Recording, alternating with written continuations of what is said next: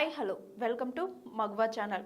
చిత్ర పరిశ్రమలో బహుముఖ ప్రజ్ఞాశాలిగా పేరుగాంచింది భానుమతి గారు. మరి భానుమతి గారి లైఫ్ స్టోరీ ఏంటో ఇప్పుడు తెలుసుకుందాం.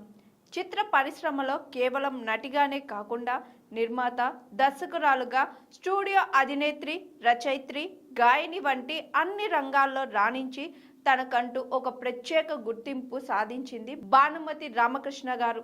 సత్తా ఉంటే ఆడవాళ్ళు కూడా ఏవైనా సాధించవచ్చనే నమ్మకాన్ని కలిగించింది. తమ ప్రతిభను నిరూపించుకోవడంలోనూ మహిళలు కూడా పురుషుల కంటే ఏమాత్రం తక్కువేమి కాదని మాటలతోనే కాదు, చేసి చూపించినారు భానుమతి గారు.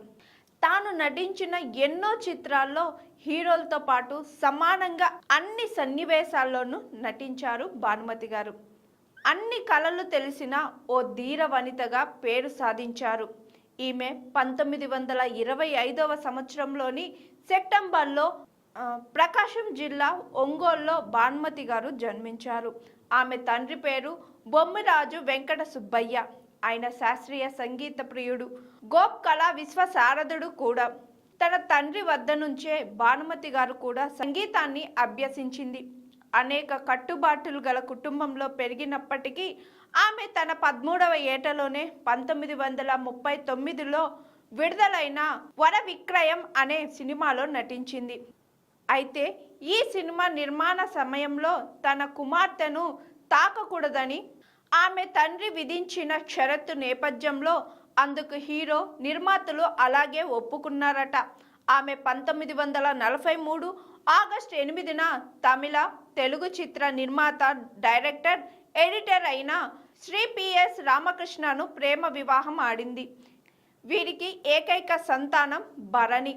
ఈమె పేరు మీదే భరణి స్టూడియోను నిర్మించింది భానుమతి గారు. అనేక చిత్రాలను ఈ దంపతులు నిర్మించారు. భానుమతి గారు 50 సంవత్సరాలకు పైగా చిత్ర పరిశ్రమలో ఉన్నప్పటికీ ఆమె మొత్తం 100 సినిమాల్లో మాత్రమే నటించారు.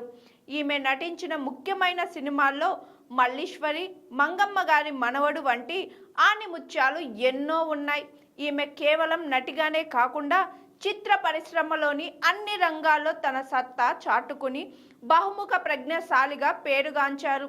అన్ని పాత్రలు సమర్థవంతంగా నిర్వహించి అందరి చేత శబాష్ అనిపించుకున్నారు భానుమతి గారు. 2005 డిసెంబర్ 24న చెన్నైలోని తన స్వగృహంలో భానుమతి రామకృష్ణ తుదిశ్వాస విడిచారు. తన బహుముఖ ప్రజ్ఞ విశేషాలతో ఎన్నో బహుమతులతో పాటు బిరుదులు సాధించారు. ఎందరికో ఆదర్శంగా నిలిచిన భానుమతి గారి మృతికి పలువురు ప్రముఖులు బాష్పాంజలి ఘటించారు. మరి అలాంటి భానుమతి గారిని వరించిన అవార్డులేంటో ఇప్పుడు చూద్దాం. 1956 నందు ఆంధ్రప్రదేశ్ రాష్ట్ర గౌరవ పురస్కారం అందుకున్నారు. 3 సార్లు జాతీయ అవార్డులు, తమిళ సినిమాలకు అంతస్తులు, పల్నాటి యుద్ధం అను తెలుగు సినిమాలకు అందుకున్నారు. 1966లో ఆమె రాసిన అత్తగారి కథలు అనే హాస్య కథల సంపుటికగాను పద్మశ్రీ బిరుదు ఇచ్చి భారత ప్రభుత్వం ఆమెను సత్కరించింది. 1975లో ఆంధ్ర విశ్వవిద్యాలయం గౌరవ డాక్టరేట్ కళా ప్రపూర్ణ ఇచ్చి సత్కరించారు. 1984లో కలైమామణి బిరుదుతో తమిళనాడు నందలి ఐఎల్ నాటక నమ్రము సత్కరించింది. బహుకళ ధీరతి శ్రీమతి అను బిరుదుతో 1984 నానే లయన్స్ క్లబ్స్ సత్కరించింది. 1984లో తిరుపతి శ్రీ వెంకటేశ్వర విశ్వవిద్యాలయం గౌరవ డాక్టరేట్తో సత్కరించింది. 1986లో ఆంధ్రప్రదేశ్ రాష్ట్ర ప్రభుత్వం రఘుపతి వెంకయ్య అవార్డును ఇచ్చింది.